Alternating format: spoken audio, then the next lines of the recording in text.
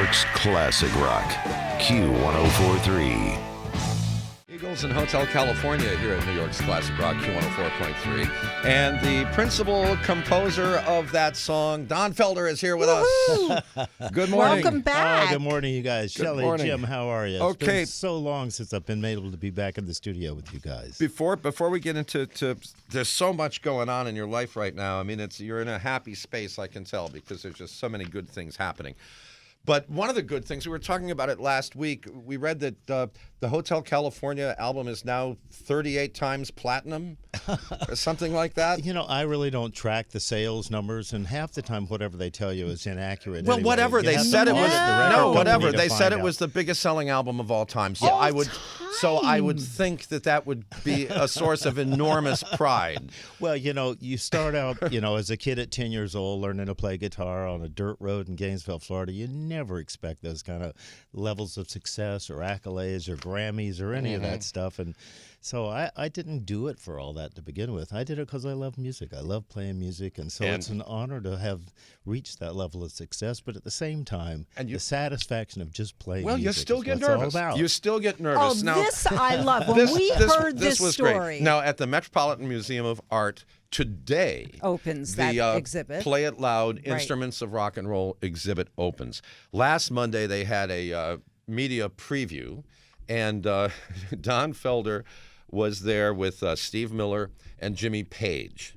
And Jimmy Page spoke, Steve Miller spoke, Don played. And I read afterwards that you were more terrified than you'd been in a long time just because of who was sitting right in front of you looking at you while you were playing. Yeah, I had to go play Hotel California on this small stage at the Met in front of over 200 press people with video cameras, still photography. Yeah, but that's But not that's the part not that what made you made you nervous. nervous. That wasn't the part that made me nervous. What the part that really got my heart ticking and my hands shaking was Jimmy Page was sitting right in front of me, literally 5 feet from the edge of the stage, and I had to play by myself Hotel California for this guy. And I was just praying that I wouldn't make a mistake and be tossing and turning in the middle. I know that. I've played it thousands of times, but not in front of Jimmy Page, for God's sake. Now, how was it that was the first time you met him? Yeah, that was the first day I met him. We had some time together at the meet and greet before that, and upstairs in the VIP kind of green room with all the people from the Met.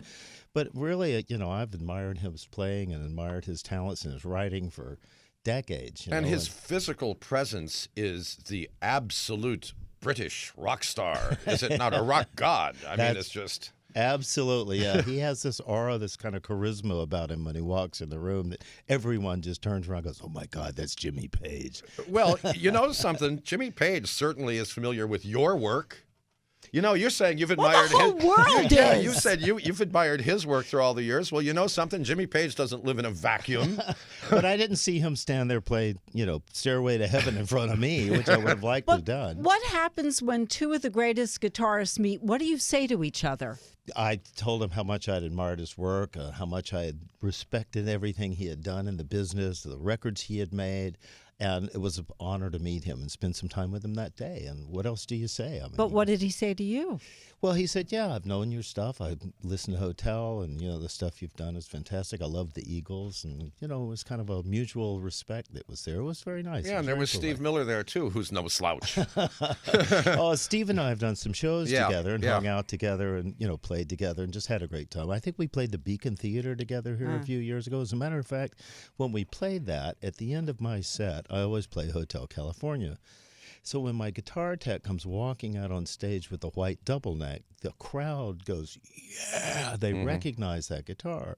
And the main curator for the Metropolitan Museum of Art happened to be in the audience at that time watching that, and he said, there's a connection between the instrument and the audience, that they recognized the instrument and got the inspiration for this exhibit that's at the Play It Loud at the Met Really? from that night. Yeah, That's you. You Okay, so you inspired this whole this exhibit. Yeah, this huge exhibit, which you have to buy tickets for in advance because so many people want in to see this. Wow.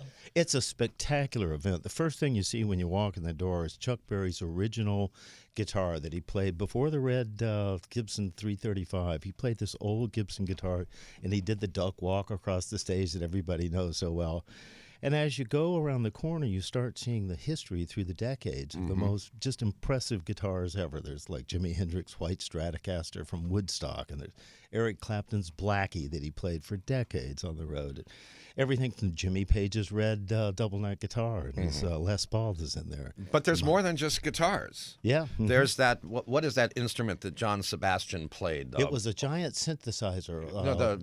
That auto harp. Yeah, Auto harp that's right, thing yeah. that he played. That's in the Ringo's drums. And the Who's got a little band set up in there with the Who's drum kit and the guitars and amps. And it's really a salute to the history of visible rock and roll instruments, really.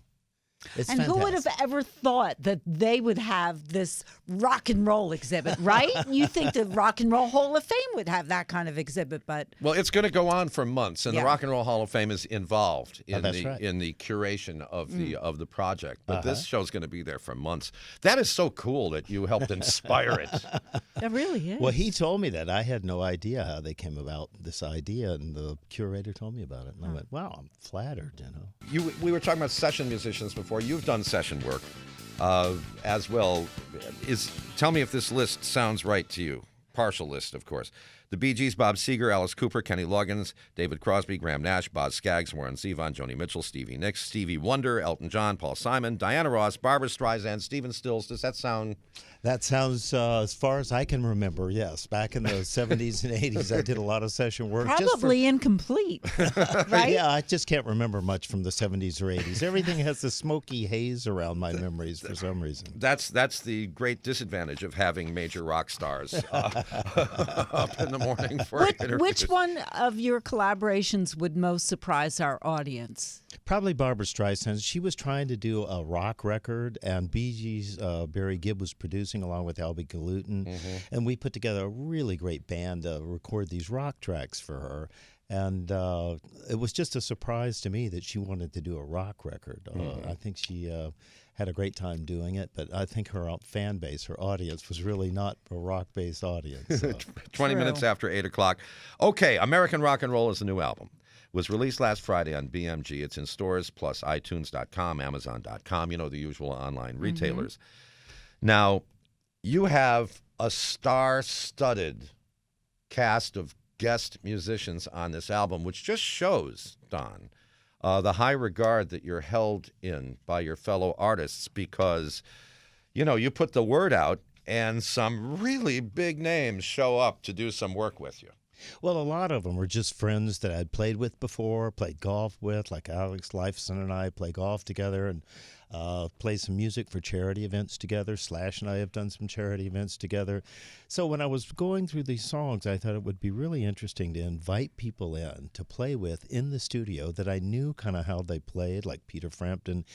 Frampton plugs in a Les Paul into a Leslie, and it just sounds ethereal. It sounds angelic.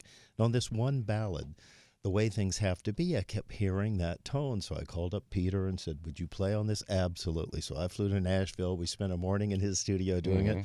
I wrote this song called Rock You, which is like a big stadium kind of, rock song. And I wanted to do a duet with somebody, and I thought of Sammy Hagar. And Yeah, Sammy so you've got Sammy Hagar. Yeah. Okay, and who's background vocalist? Bob Weir. Yeah, okay. Wow. I mean, come on, think about this. And Joe Satriani and I are doing guitar trade-offs and solos together on that track. So all these things just kind of fell together with Satriani, Slash, Mick Fleetwood's on the record, Chad Smith from Chili Peppers is on the record. Oh, my God, there's just a list of There's people. a couple of Toto guys. I mean, No Weezer? Oh, Richie Sambora. Yeah. Oh, wow. And Orianthi absolutely kills it on this one track called Limelight. She just plays. She's done a bunch of charity stuff with me with Alice Cooper before, and she just plays great. And she happened to be over at Richie Sambora's studio, and I said, get a guitar. You got to play on this record. She just plugged in and killed it. Okay, American Rock and Roll. That's the title track from the new Don Felder album. And that one featured Slash. Slash was on that track. And tonight at the Cutting Room, which is on East 32nd Street, just west of Park Avenue, you can join Don Felder for an intimate conversation that'll be live streamed by Guitar World magazine, and it includes a free autographed CD. And that's tonight at 7. Doors open at 6. That's right. Yeah. Huh? I've done some of those audience Q&As with you over the years. We did one, I think, in the Apple Store. We did, yeah. Right about my book came out, I think it was way about back. 2008. And I was very impressed by your openness with the audience and your ability to kind of personally bond with them. So that's what you'll be doing tonight. I love talking to audiences. I love talking to you guys, too, as a matter of fact. But people have questions that they want answered, and that's the opportunity for them to answer the questions. You know what's going to come up? I know what's going to come up tonight at the cutting room. Someone's going to say, with the success of Bohemian Rhapsody, what would you say if someone came to you and said, okay, now we got to do the Eagles? Well, I absolutely have nothing to do with that tour that the Eagles were opening for, yes? No, not the tour. To do a movie about the Eagles, because the drama. There's and the already music. been. I'm not talking about a tour. Shelley, there's already been a documentary. Yeah. Not a documentary. Yeah. Oh, like stop it. Bohemian Rhapsody, I've talked to movie narrative. producers. They wanted to do it when my book came out. Yeah. And I said, I don't think that's appropriate. It's one thing to put it in writing and the stories of my life, but it's another thing to, who would you cast in my role? I don't know. Who I'd would have you to cast? Be there for all the auditions. Some handsome guy. Some handsome young guy. That's the way that usually works. Find some handsome young guy. But you know how Hollywood is. Once they have like a mega hit, they go, okay, now who are we going to do next? Yeah, because the Elton John movie is coming out. Yeah. But the movie that I find really fascinating is Yesterday. Did you hear about that? Oh, yeah, I yeah, haven't, yeah. no. This is Danny Boyle, the wonderful director who won the Oscar for Slumdog Millionaire. Oh, yeah. So the story is that this guy is the only guy on Earth who knows the Beatles' music, that it came to him in a dream, right? Like he had an accident, it came to him in a dream. Yeah, and then he becomes the person's performing this. Right. He lives in a world where the Beatles never existed. They never existed except in his head. And all the songs. And so he, takes advantage of the knowledge of that enormous catalog. Anyway, the cutting room tonight, an intimate conversation with Don Felder, a long-form interview, and an audience Q&A. And in terms of your touring schedule, what do we have? That's on and off till probably November. I'm going to take a week off, 10 days off, and go to Scotland and play golf in the Dunhill at the end of September, which I've missed for the last few years. I've gone about 15 years in a row, but I've been working so hard these last few years that my golf game has really gone to what about? shite. Well, wait a minute. What's your handicap? What about the world famous St. Andrews? Have you played St. Andrews? Yeah, that's where we stay. Is at the old course at St. Andrews, and we play St. Andrews, Carnoustie, and Kings Barnes in that tournament there. So where do you keep all the platinum albums? I used to have them all throughout my hallways in my house and in my studio, and finally we got this award from the RIAA at the end of 1999. That's the Record Industry Association of America. That's right, and it was for the biggest selling album of the 20th century. Right.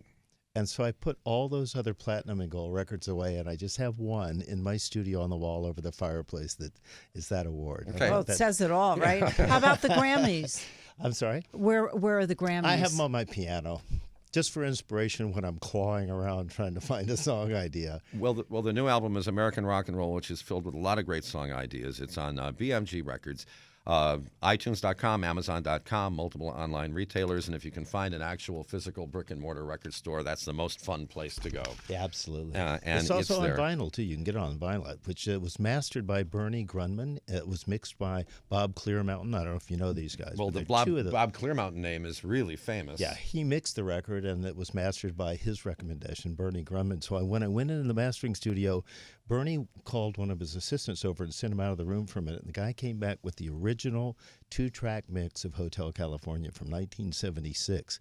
And it's been in his storage, and every time there's a remastering of that, whether it's to vinyl or to CD or whatever format, Bernie's the guy that does it. So we picked the right people to mix and master. And Don's Double Neck Gibson is at the Metropolitan Museum of Art as part of the new exhibit, Play It Loud, Instruments of Rock and Roll, which opens today. Tonight, you can meet him in person at the Cutting Room. That's 44 East 32nd Street, an intimate conversation with Don Felder tonight. That includes a free autographed CD. Just want to mention quickly, you do so much charity work. There's the Starkey Hearing Foundation, the Rock and Roll Charity Ball for underprivileged children. And I know the Autism Speaks. You do a lot of stuff for Autism Speaks. Yeah, and St. Jude's Children's Hospital. Those are my favorite charities. I can't help but do charity work for children in need. Okay. Well, we've got some familiarization ourselves. Yeah, with, my son just spoke before the UN last week for World Autism Day. And so he was there with this 26-year-old who he enabled to speak because he taught him sign language. And now, Don, they have these computer programs that allows those with autism and no speech to have a voice, because the programs, they just type in what they want to say with this program, and then it's just unbelievable. God bless you for spreading the word on what you just told me about. I was unaware of that at the time. I think the world is. Yeah, absolutely. And, if it's diagnosed early enough along in 2- and 3-year-olds, you can really diminish the impact of autism. So everybody should take their young child in and have a good diagnosis to make certain, if they have it, that's treated early. And what St. Jude Children's Research Hospital does is absolutely unbelievable. The other favorite charity of yours, and it still blows me away that one man was responsible for the whole thing, Danny Thomas. Yeah. That's right. Yeah. Uh-huh. So a child with cancer, it's health care for free for the treatment of cancer. That's right. It is unbelievable and they what house they do. their parents or Yes. their relatives there while the children is going through that situation. They've had a massive reduction in the amount of fatalities from different kinds of cancer just from their research there, where before it was a 3 or 4% survival rate from children's cancer of certain times. Now it's a 96% survival rate. So they've really accomplished an immense amount of good in that particular hospital. Okay, and then American Rock and Roll, one more time. Just a few of the guests on the album: Richie Sambora, Peter Frampton, Alex Lifeson, Joe Satriani, Mick Fleetwood, Chad Smith, Bob Weir, Sammy Hagar. I mean, the list goes on and on and on. DonFelder.com, that's the website. Facebook at Don Felder Music. Twitter at Don Felder. Instagram at Don Felder Music. The memoir is still around, Heaven and Hell: My Life in the Eagles, 1974 to 2001. And, of course, the album American Rock and Roll, out now. Did I leave anything out? Yeah, thank you, Jim. Thank you, Shelley, for always having me back on the radio. I love coming in to speak with you guys and just enjoy it every time I come. Aw. Well, we're always so grateful to have you join us live in studio. So yes, a person who's, I mean, come on. Oh, the biggest selling album of the 20th century, and now the biggest selling album of all time. New York's classic rock, Q1043.